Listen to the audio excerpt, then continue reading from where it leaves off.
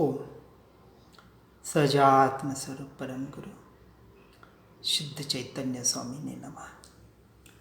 स्यद्वाद नये षट द्रव्य गुण पर्याय और प्रमाण का जड़ कर्म चेतन बंध का अरु कर्म के अवसान का कह कर स्वरूप यथार्थ जग का जो किया उपकार है उसके लिए जिन वाणी माँ को वंदना शतवारी है, वंदना शतवारी है। श्री प्रवचन सार जी में हमने अपनी आत्मा की यानी स्वयं की महिमा को जानने का प्रयास किया। अब शुद्धोपयोग परिणत आत्मा का स्वरूप कहते हुए गाथा 14 में बता रहे हैं कि जिन्होंने निज शुद्ध आत्मा आदि पदार्थों को और सूत्रों को भली भांति जान लिया है, जो संयम और तप से युक्त है, जो वितराग अर्थात राग रहित है और जिन्हें सुख दुख समान है, ऐसे श्रमण को, किसको? भावलिंगी मुनिवरों को शुद्धोपयोगी कहा गया है। छठे गुणस्थानक में भावलिंगी मुनि जो निरंतर छठे सातवें गुणस्थानक में झोले खा रहे हैं, अंतर्मुहूर्त शुद्धोपयोग में लीन होने का पुरुषार्थ कर रहे हैं, यथार्थ पुरुषार्थ, वही वास्तविक सच्चे मोक्ष के अधिकारी हैं। और अपेक्षा से पांचवें और चौथे गुणस्थानवर्ती श्रावक मोक्ष के अधिकारी है, परंतु बिना छठे गुणस्थान पार किए वह शक्य नहीं है। इसकी टीका में अमृत चंद्राचार्य जी कहते हैं कि सूत्रों के अर्थ के ज्ञान बल से, क्षोभम ज्ञान से, शास्त्रों के ज्ञान से स्वद्रव्य और परद्रव्य के विभाग के परिज्ञान में, यानी सब कुछ जानकर क्या जानना है? स्वद्रव्य और परद्रव्य का भेद करना है। पर को पर और स्व को स्व जानकर मानकर उस रूप परिणमित होना है। किस रूप? स्वरूप, स्वद्रव्य रूप। इसलिए जो पूरा ज्ञान है वह श्रद्धान में और विधान में यानी आचरण में। सम्यक दर्शन श्रद्धान का विषय है, उस सम्यक दर्शन सम्यक ज्ञान सहित सम्यक चारित्र आचरण का यानी आत्मलीनता का विषय है। और ऐसे समर्थ होने से यानी स्वद्रव्य और परद्रव्य की भिन्नता का ज्ञान कर श्रद्धान और आचरण होने से जो श्रमण, जो भावलिंगी मुनि पदार्थों को और उनके प्रतिपादक सूत्रों को जिन्होंने भली भांति जान लिया है, ऐसे हैं कौन? अभी भावलिंगी मुनि की बात चल रही है और हमें वहाँ तक पहुँचना है, सभी को पहुँचना है। ऐसे सुन और पढ़ के नहीं पहुँचा जाएगा, संसार से छूटना पड़ेगा, निवृत्ति लेनी पड़ेगी और सत्संगियों के साथ रहकर एकांत में जाके अपनी आत्मा में लीन होने का प्रयास और पुरुषार्थ करना पड़ेगा। स्वाध्याय और सत्संग के माध्यम से, व्यवहार स्वाध्याय सत्संग और निश्चय स्वाध्याय सत्संग। ऐसे मुनि समस्त 6 जीव निकाय के हनन के विकल्प से, हनन से तो दूर है परंतु हनन के विकल्प से भी, उन जीवों की हिंसा करने के विकल्प से भी दूर है। क्योंकि जब अपनी आत्मा में ही लीन होते हैं तो आहार विहार निहार का भी विकल्प बहुत बार छूट जाता है। इतनी आत्मलीनता होती है, छोड़ने का भाव भी नहीं करना पड़ता। और पंचेंद्रिय संबंधी अभिलाषा के विकल्प से आत्मा को व्यावृत करके, यानी सारे पंचेंद्रिय संबंध भी अभिलाषा के जो विकल्प है, ये आहार विहार और निहार के भी भावलिंगी मुनि की बात हो रही है। और हमें भी वहाँ तक पहुँचना है तो उसका अभ्यास करना पड़ेगा। ऐसे नहीं ओ हो धन्य है भावलिंगी मुनि। धन्य तो है, लेकिन हम कब धन्य होंगे? जब हम भी उस पथ पर चलेंगे। और चलने के लिए सुन रहे हैं, उनकी महिमा या उनकी वाहवाही करने के लिए नहीं। अपना स्वयं का पुरुषार्थ जगाना है। ऐसे सारे शरीर के विकल्पों से भी जो विमुख करके, उसे रोक कर, उसको अलग करके आत्मा को स्वयं में, आत्मा के शुद्ध स्वरूप में संयमन करने से, संयम किसको कहा? चारित्र। बाहर से सब कुछ हटकर एकमात्र आत्मरमणता, आत्मस्थिरता और स्वरूप विश्रांत निस्तरंग चैतन्य प्रतपन होने से, एक एक शब्दों का उपयोग किया है अमृत चंद्राचार्य ने। क्या होगी उन भावलिंगी मुनियों की दशा? विचार करें। स्वरूप विश्रांत, यानी जो स्वरूप में स्थिर हुआ, ऐसा निस्तरंग, बाहर के विकल्पों से, विचारों के तरंगों से रहित, चंचलता से रहित, ऐसे शांत स्वरूप में जो लीन हो रहे हैं। आहा, अद्भुत दशा। और चैतन्य प्रतपन होने से, यानी चैतन्य स्वरूप ही जिनका प्रतापवान हो चुका है, प्रकाशित हो रहा है, दैदीप्यमान हो रहा है, जो निरंतर अपने चैतन्य स्वभाव में तप रहे हैं। यहाँ बाहर के तप की बात नहीं हो रही है, शरीर के कष्ट देने की बात नहीं हो रही है। स्वरूप रमणता ही सच्चा तप है, उत्कृष्ट सर्वोत्कृष्ट तप है। ऐसे चैतन्य प्रतपन होने से जो संयम और तप युक्त है, ऐसे सकल मोहनीय के विपाक के भेद की भावना की उत्कृष्टता से, भेद ज्ञान की उत्कृष्ट अवस्था पहले से शुरू हुई। भेद ज्ञान, भेद विज्ञान के द्वारा चौथा गुणस्थानक पाया, आत्मा का निर्णय किया। फिर पांचवें गुणस्थानक में उस निर्णय को स्थिर करने का प्रयास किया, आंशिक।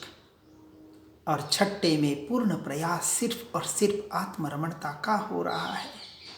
ऐसे भावलिंगी मुनि जो समस्त मोहनीय कर्म के उदय से भिन्नत्व की उत्कृष्ट भावना से निर्विकार, उस निर्विकल्प दशा में सातवें गुणस्थानक में निरंतर झोले खा रहे हैं।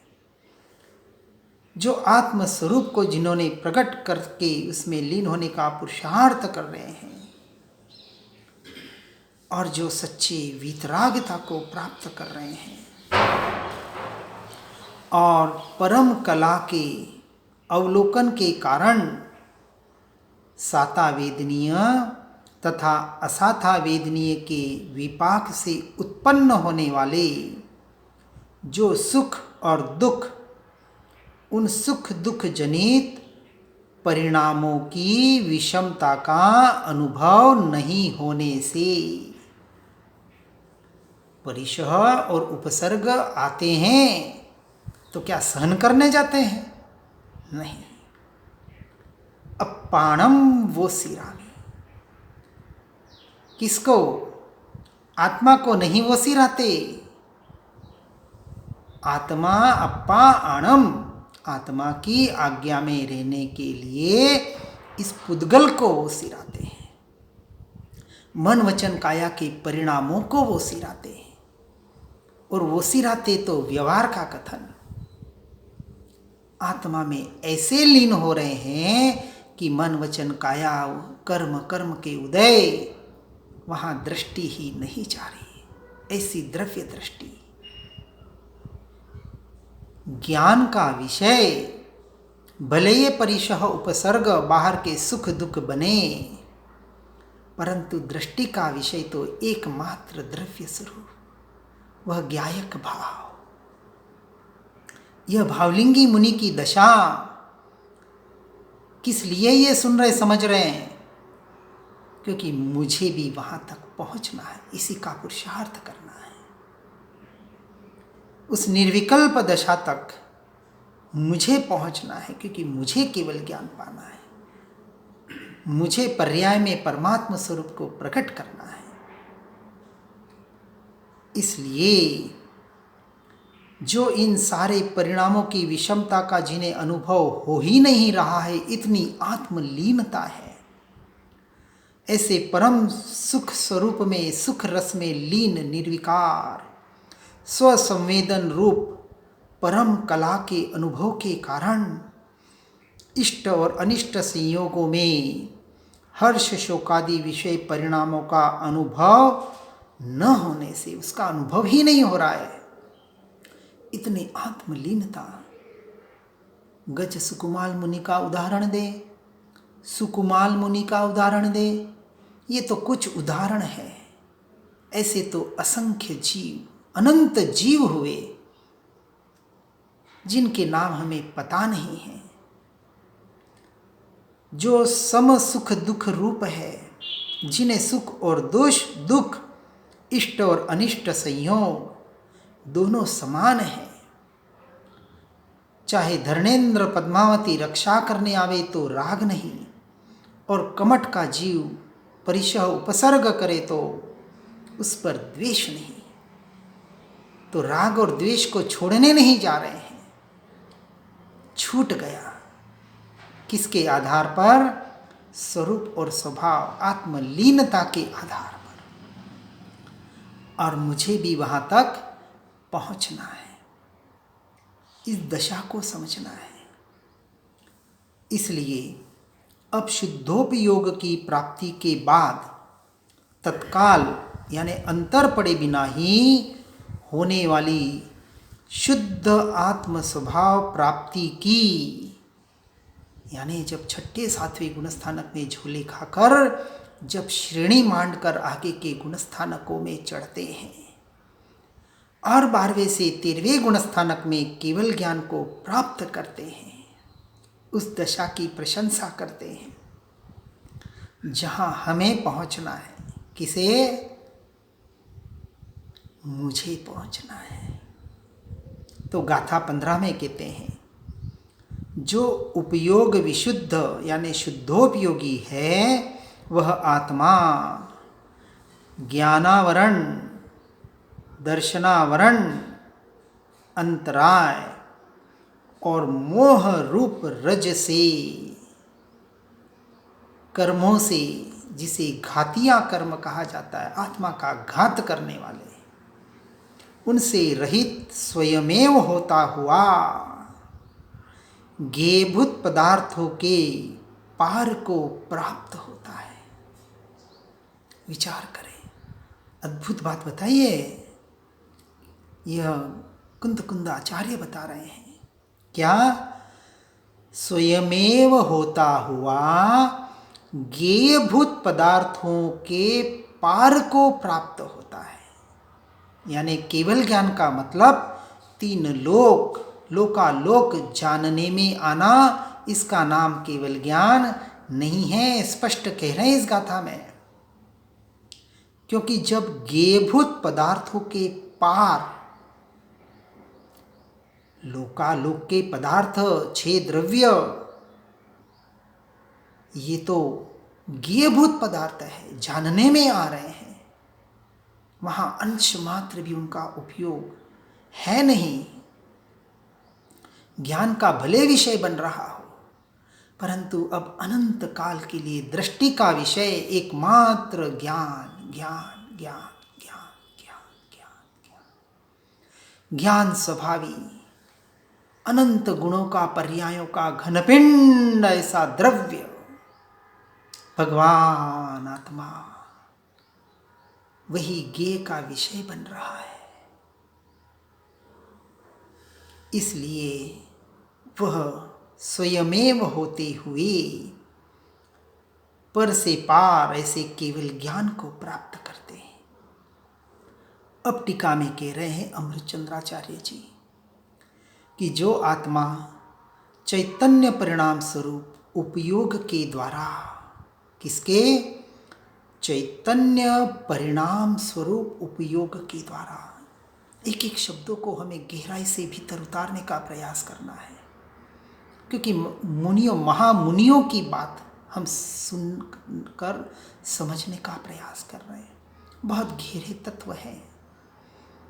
उस चैतन्य परिणाम स्वरूप उपयोग के द्वारा यथाशक्ति विशुद्ध होकर जो वर्तते हैं, ऐसा आत्मा जिसे पद पद पर यानी प्रत्येक पर्याय में विशिष्ट विशुद्ध शक्ति प्रकट होती जाती है।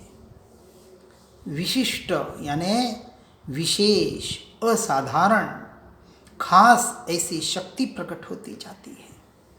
और ऐसा होने से अनादि संसार से बंधी हुई दृढ़तर यह मोह ग्रंथि, 8 कर्मों में सबसे भारी कर्म यह मोहनीय कर्म, और इसके साथ ज्ञानावरणीय, दर्शनावरणीय और अंतराय, यह सारे 4 घातियां कर्म छूट जाने से अत्यंत निर्विकार चैतन्य वाला और समस्त कर्मों 4 घातियां कर्मों से निर्विघ्न विकसित आत्मशक्तिवान स्वयमेव होता हुआ ज्ञेयता को प्राप्त पदार्थों के अनंत को पा लेता है। उस अनंत तत्व को जो भीतर में रहा हुआ है, अनादि अनंत तत्व को प्राप्त कर लेता है। तो केवल ज्ञान में प्रत्यक्ष आत्मा का अनुभव होता है, उसके पहले नहीं। क्योंकि असंख्यात प्रदेशी जो आत्मा है, उसके जो अनंत गुण हैं और एक एक गुण की अनंत पर्याय हैं, यहाँ केवल ज्ञान में स्पष्ट झलकती है। तब जाके प्रत्यक्ष आत्मा का अनुभव होता है। उसके पहले का अनुभव यानी 12वें गुण स्थानक का अनुभव परोक्ष ही अपेक्षा से समझना है, प्रत्यक्ष नहीं है। इसलिए उसे सम्यक दर्शन कहा 4थे गुण स्थानक में, श्रद्धान के रूप में कि यही मैं हूं, ऐसा टंकोत्कीर्ण श्रद्धान जो कभी छूटे नहीं। जैसे हम कहते हैं ना, प्राण जाए पर वचन न जाए, उसी तरह प्राण जाए पर यह श्रद्धान न टूटे। इसलिए यहाँ यह कहा है कि आत्मा ज्ञान स्वभाव है और ज्ञान ज्ञेय प्रमाण है। इसलिए समस्त ज्ञेयों के भीतर प्रवेश को प्राप्त ज्ञाता ज्ञान जिसका स्वभाव है, ऐसे आत्मा को आत्मा शुद्धोपयोग के ही प्रसाद से प्राप्त करता है। यहाँ 6 ही कारक, आत्मा से, आत्मा में, आत्मा के लिए, आत्मा को, आत्मा में, आत्मा से, जो भी 6 कारक है वो आत्मा से आत्मा में ही घटित हो रहे, स्वयं से स्वयं में ही घटित हो रहे। इसलिए ऐसे भाव को समझकर, उस दशा को समझकर, जिस केवल ज्ञान को और मोक्ष को हमें पर्याय में प्रकट करना है और उसके पहले जिस सम्यक दर्शन को प्रकट करना है, उसके यथार्थ स्वरूप को समझकर गुणस्थानक के अनुसार हम जहाँ हैं वहाँ से आगे बढ़ने का निरंतर प्रयास और पुरुषार्थ हर जीव करता रहे। इसी भावना के साथ ओम नमः सिद्धम। निजात्मा का किया ना परिचय, तो शास्त्र सद्गुरु भी क्या करेगा। नहीं है तत्वों का ज्ञान उर में, तो तेरा जप तप भी क्या करेगा। जिन वाणी के ज्ञान से सूझे लोकालो, सो वाणी मस्तक नमो सदा देत हूँ धो।